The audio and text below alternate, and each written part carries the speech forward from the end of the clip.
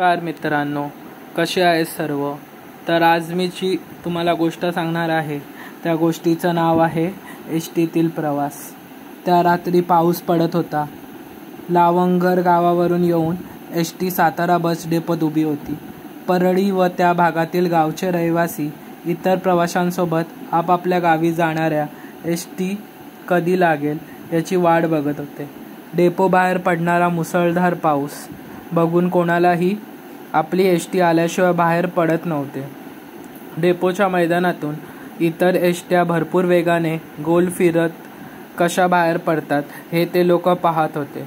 डेपोच्या मैदानात असलेल्या काळोखामुळे त्या एस ट्या वेगात बाहेर जाताना फक्त ड्रायव्हरने एस टीची लाईट गाडी चालवताना चालू केली असेल तर आतले ड्रायव्हर व प्रवासी व इतर पाठच्या रिकाम्या सीटा दिसायच्या. अन्यथा त्या एस टीतून कोण जाते आहे हे काही कळत नव्हते. फक्त डेपोत उर्स विकणारे दुकानदार उजेड त्या बाहेर जाणाऱ्या एस टींवर पडायचा आणि मग पावसामुळे भिजलेल्या एस टीचे पत्रे अंधारात चकचकत चमकत होते. ऊस पिळणाऱ्या मशीनचा निकनिक निकनिक असा आवाज प्रवाशांच्या व इतर ठिकाणी उभे असलेल्या लोकांच्या कानावर अलगद पडत होता. प्रवास त्या रात्री फार जास्त नव्हता, कारण रात्र फार झाली होती. समोर सर्व प्रवाशांना अंधारात उभी असलेली गाडी नेमकी कुठल्या गावी जायला लागते याची उत्सुकता अंधारात वाट बघत होते, कारण प्रत्येकाला आपल्या घरी लवकर पोचायचे होते. अचानक त्या एस टीत काळोखात कोणीतरी चढताना लोकांना लांबून दिसले. एस टीची लाईट आतून बाहेरून बंद होती, पण समोरच्या डेपोचा व दुकानांचा प्रकाश ड्रायव्हरच्या सीटवर पडत होता. अचानक ड्रायव्हरने गाडीचा बोर्ड बदलला. लोकांना हलका फुलका नजरेने पाहिला. सातारा लावंगर बोर्ड काढून त्याने तिथे सातारा पाटेघर बोर्ड लावला. प्रवाशांना काळोखात तो बोर्ड नीट दिसला नाही, पण लगेचच लोकांच्या कानी आवाज आला, श्श, चला सातारा पाटेघर गावी जाणारी गाडी लागली आहे. चला सातारा पाटेघर जाणारी गाडी लागली आहे. श्श अशी अनाउन्समेंट झाली. त्याबरोबर परळी व त्या भागातील लोक त्या उभे राहिलेल्या एस टीकडे अंधारातून भर पावसात पळत सुटले. एस टी जवळ पोचताच लोकांनी एस टीच्या दरवाजावर जोरात हात मारत ठोकावत दार उघडण्यास सांगितले. ते ऐकून ड्रायव्हरने एस टीची आत असलेली पिवळी धम्मक लाईट चालू केली. एक माणूस जोरात ओरडला, मास्तर दरवाजा उघडा, मास्तर. लगेच एक म्हातारी बाई ओरडली, आओ कंडक्टर, दरवाजा उघडा की कसला पाऊस पडतोय. कंडक्टरने आतून दरवाजा उघडला. लोक पटापट आत चढायला लागली. पाहिजे त्या सीटवर बसू लागली. एस टी पकडण्याच्या नादात पावसात भिजत पळत आलेली लोक आत एस टीत येऊन बसताच अंगावरील पावसाचे पाणी पुसू लागली. प्रवासी किमान 10 ते 12 एवढेच मोजण्या इतपत होते. ड्रायव्हरने एस टी चालू केली. एस टीची घॅंग घॅंग आवाज आला. एस टी चालू करताच पुढे सरकली. एस टी चालू लागली. लगेच प्रवाशांजवळ कंडक्टर तिकीट काढण्यास येऊ लागला. प्रत्येकजण आपापल्या गावची नावे सांगत तिकीट काढून घेत होती. कुणी परळी फाटा तर कुणी भोंडावड, कोणी वडगाव, सावली. गावाच्या पुढे एकही प्रवासी पुढे जाणार नव्हता. सर्व प्रवाशांची तिकीट काढताना मागून कंडक्टरने ड्रायव्हरला आवाज देऊन बोलले, हा ड्रायव्हर बुवा, लाईट बंद करा आता. असे बोलत तो एस टीच्या दरवाजाजवळ असलेल्या त्या सीटवर येऊन बसला. लाईट बंद झाली. अंधारात कोणी झोपी गेले तर कुणी जागे राहत बाहेरचा काळोख चकाकणाऱ्या साताराची दुकाने पाहत होते. ड्रायव्हर गाडी चालवत होता. बाहेर धोधो पाऊस अंधारात पडत होता. एस टीच्या बाहेरील समोरच्या हेडलाईटमुळे अंधारात पुढे चाललेल्या गाड्यांवर त्याचा प्रकाश पडत होता. पावसामुळे त्या मोटरसायकल व टेम्पो एस टीच्या प्रकाशात रात्रीही चकाचक चमकत होते. गाडी त्या रात्री समर्थ मंदिरापुढे आली. त्यापुढे नंतर एक बोगदा जवळ दिसू लागला. बोगद्याच्या आत एस टी शिरताच एस टीचा आवाज दुप्पट तिप्पट जोरात येऊ लागला. बोगद्यात आवाज नेहमी घुमत असतो. तेथे इतर वाहने जी उलट परत साताऱ्यापर्यंत जात होती त्यांचा आवाज देखील तसाच घुमत होता. बोगदा तसा फार लहान होता. बोगदा बाहेर येताच एस टीने राईट टर्न घेतला व गाडी आपल्या मार्गाला लागली. एस टीचा ड्रायव्हर घाटातून काळोखात एस टीच्या हेडलाईटच्या प्रकाशात आपली गाडी नीट हाकत होता. जागे राहिलेले 1-2 जण घाटावरून डोंगराखाली असलेला सातारा पाहत होते. त्याखाली दिसणाऱ्या साताऱ्यात 1-2 घरांच्या बत्त्या त्यांना दिसत होत्या. बाकी सर्व ठिकाणी अंधारच अंधार होता. पावसाच पाऊस होता. त्या दिवशी अमावस्या होती. अर्धा पाऊण तास गाडी परळी फाट्याजवळ येऊ लागली. तितक्यात जे तेथे उतरणार होते त्यांनी कंडक्टरने "चला परळी फाटा आला, आता परळी फाटा आला" असा आवाज देत जागे केले. तेथे उतरणारी मंडळी एस टीतून पुढे चालत एस टीच्या दरवाजाजवळ आली. एस टी थांबवताच कंडक्टरने त्या दरवाजाचा लॉक काढत दरवाजा बाहेर ढकलला. लगेच भराभर 2 परळीची मंडळी खाली उतरून त्यांना खालून एस टीचा दरवाजा परत लावला. आत ढकललेल्या व लगेच कंडक्टरने लॉक लावला. बेल दिली. पुन्हा एस टी पुढच्या गावी अंधारात पळू लागली. अमावस्या होती, पण काम करताना कसली अमावस्या पौर्णिमा काहीही असो, पण पोटाच्या भाकरीसाठी काम करावेच लागते या भ्रमात तो एस टी चालवणारा ड्रायव्हर एस टी चालवत होता. कंडक्टरही अंधारात बसून आपल्या खिडकीतून खिडकीबाहेर पडणाऱ्या धोधो पाऊस पाहत होता. रात्र झाल्यामुळे मध्ये मध्ये त्याला डुलकीही येत होती. ड्रायव्हरने एस टी चालवणाऱ्या अगोदर सातारा बस डेपोत एक दारूचा पॅक मारला होता की जेणेकरून गाडी चालवताना झोप येऊ नये. अंधारातून नीट आपल्या मार्गाने एक गाव घेत पुढे चालली होती. अशी गावे घेत घेत एस टी खूप वेगाने वडगावात येऊन थांबली. तोच कंडक्टरने बेल दिली व बोला, "कुणी हाय का उतरणारं वडगावला?" तितक्यात आतील एकाच कुटुंबातील 4 जण एस टीच्या दरवाजाकडे चालत गेली. ते एस टीच्या पायऱ्या उतरत आपली छत्री उघडून खाली उतरले. त्यांनी बाहेरून एस टीचे दार आत ढकलले. लगेच एस टी वेगाने पुढे चालू लागली. त्यावेळी गावाचा कच्चा रस्त्याला खड्डे होते. कुठं मातीत पाण्यात साठलेली डबकी होती. ड्रायव्हर गाडीच्या वेगात चालवत होता. गाडी चालवताना त्याने पलीकडे असलेल्या रस्त्यावर दिसणारी जामथडी पाहिली. ती जामथडी तो लांबून पलीकडे नजर जाईल तिथवर पाहत होता. मोठे पसरलेले जंगल तो पाहत होता. त्याला त्या रात्री ती पलीकडची जामथडी त्या अंधारात फारच अकराळ विकराळ व भयान भासत होती. त्याला ते पाहून थोडी भीती वाटू लागली, म्हणून त्याने तेथे पाहण्याचे बंद केले. मध्येच अंधारात मोठे मोठे मातीचे खड्डे, ज्यात पावसाचे पाणी साठलेले, त्यातून त्याला गाडी न्यावी लागत होती. अंधारातून त्याला एक मोठा वडा, पाणी वाहणारा जंगलातील जलाशय दिसत होता. पुढे रस्त्याची नागमोड्या वळणावरून ती गाडी चालली होती. अलीकडे त्याला अंधारात एक देऊळ दिसले, पण अंधार असल्यामुळे ते देऊळ नेमके कुठल्या ग्रामवासीचे आहे हे त्याला कळले नाही. पुढे त्याने लेफ्ट टर्न लावला. अंधारात त्याने एक बोर्ड पाहिला ज्यावर सावली असे लिहिले होते, अर्थात सावली गावाले. तितक्यात पाठण एकाने आवाज दिला, "हा मास्तर, गाडी थांबवा, मी एकलाच राहिलो आता इथं उतरणारा." तितक्यात कंडक्टरने बेल दिली. तो इमान आपले जड सामान खाली नेत उतरला. तो उतरल्याबरोबर कंडक्टरने आतून आवाज लावला व परत बेल दिली. मग त्याने आतील एस टीची लाईट लावून पाठी बघितले तर सर्व सीटा खाली असलेल्या दिसल्या. आता पुढे कोणीच प्रवासी उतरणारे नव्हते व आता इतक्या रात्री सहजासहजी यावेळेस कोणी चढणारही नाही या भरोशावर तो सीटवर बसला.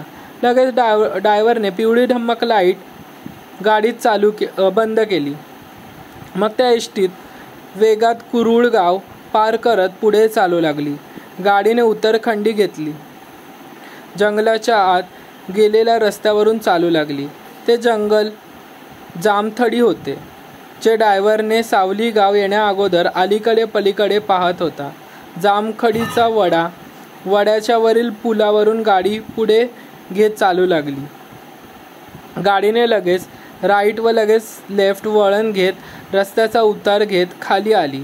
आता गाडी जामथडीतून सरळ रस्त्याने चालली होती.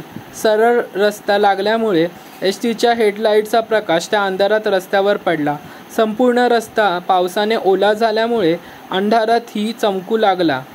त्या हेडलाईटच्या प्रकाशात त्या जंगलात दूरपर्यंत कोणीच दिसत नव्हते की मध्येच अचानक कंडक्टरने बेल वाजवली. पण तेव्हा गाडी कोणत्या तरी गावाजवळ आली नव्हती.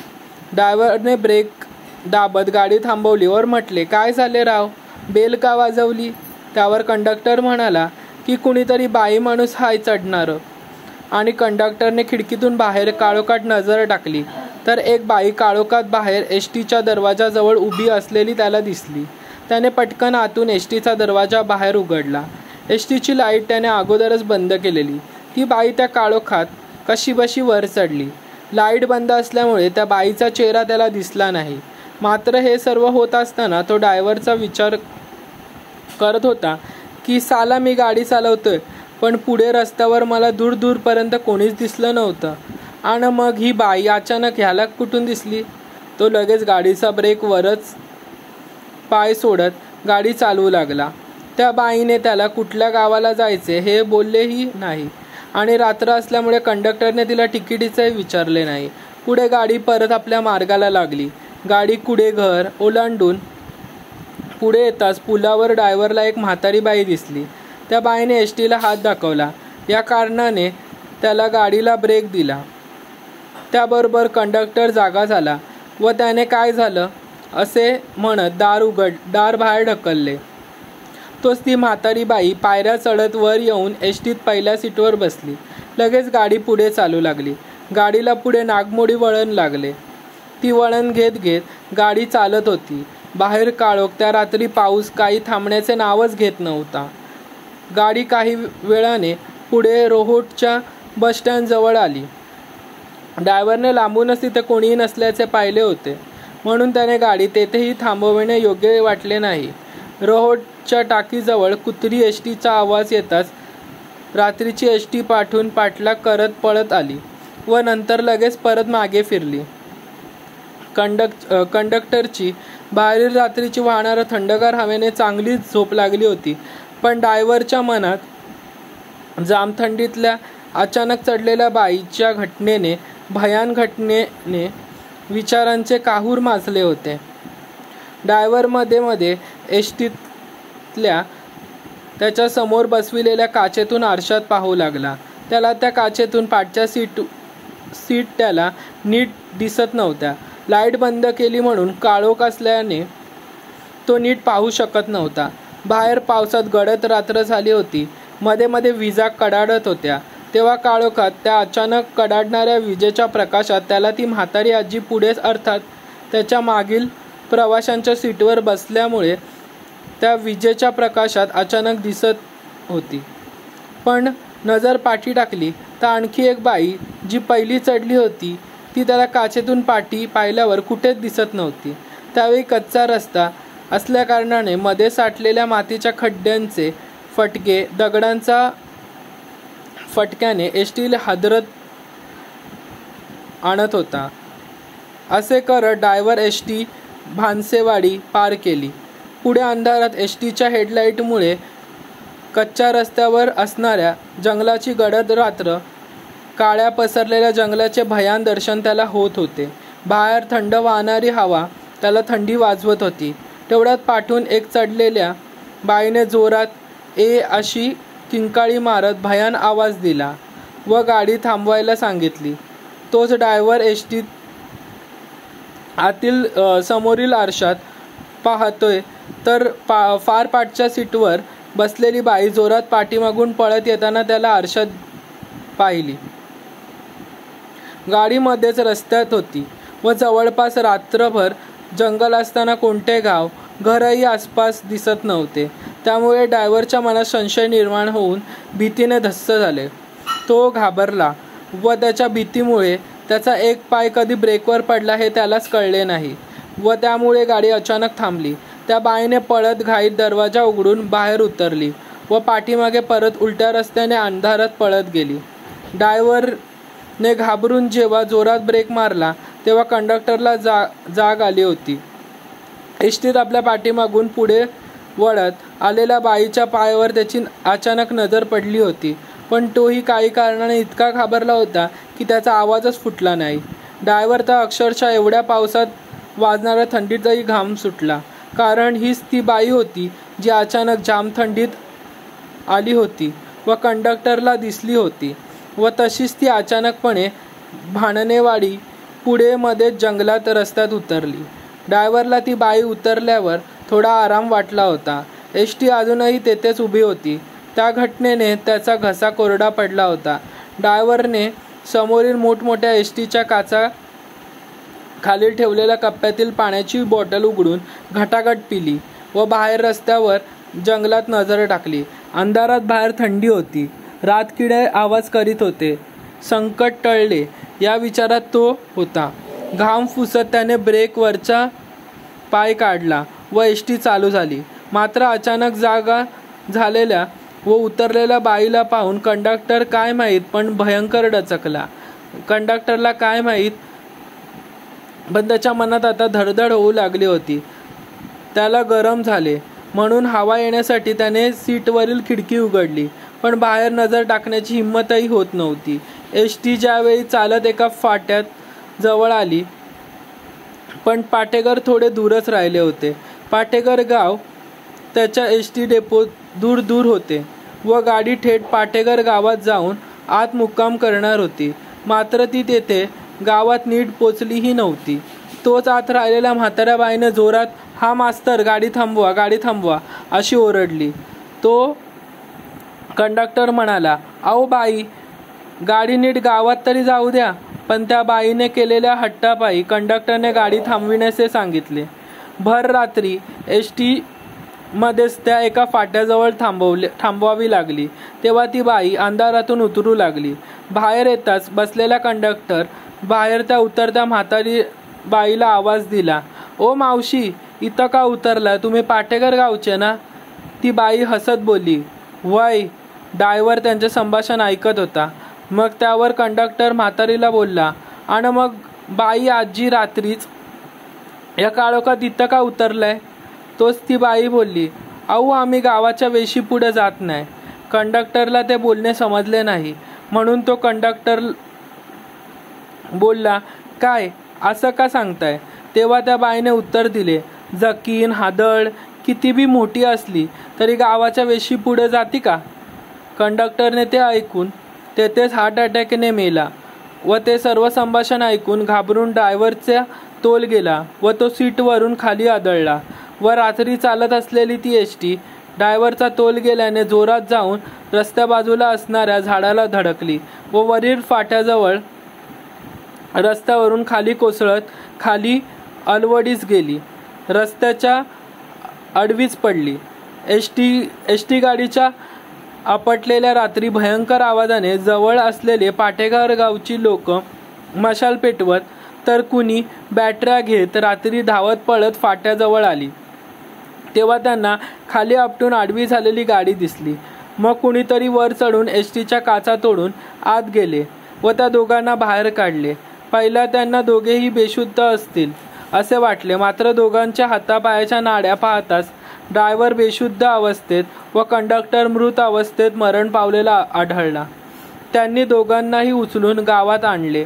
त्यांच्यासोबत काय घडले असेल ते उचलून नेताना पाटेघरच्या ग्रामवासियांना माहीतही नव्हते. ड्रायव्हरला मंदिराबाजूच्या एका घरात ठेवले, तर कंडक्टरची बॉडी तेथे जवळ असलेल्या शाळेबाहेर पांढऱ्या कफनात बांधून ठेवली होती. सकाळी ॲम्ब्युलन्समध्ये कंडक्टरची बॉडी पाठवली. ड्रायव्हरला जेव्हा जाग आली तेव्हा त्याने रडत ती सर्व घटना सांगितली. ते ऐकून पाटेघर ग्रामवासी देखील हादरले. धन्यवाद. ही कथा तुम्हाला आवडली असेल तर नक्की लाईक, शेअर व सबस्क्राईब करा.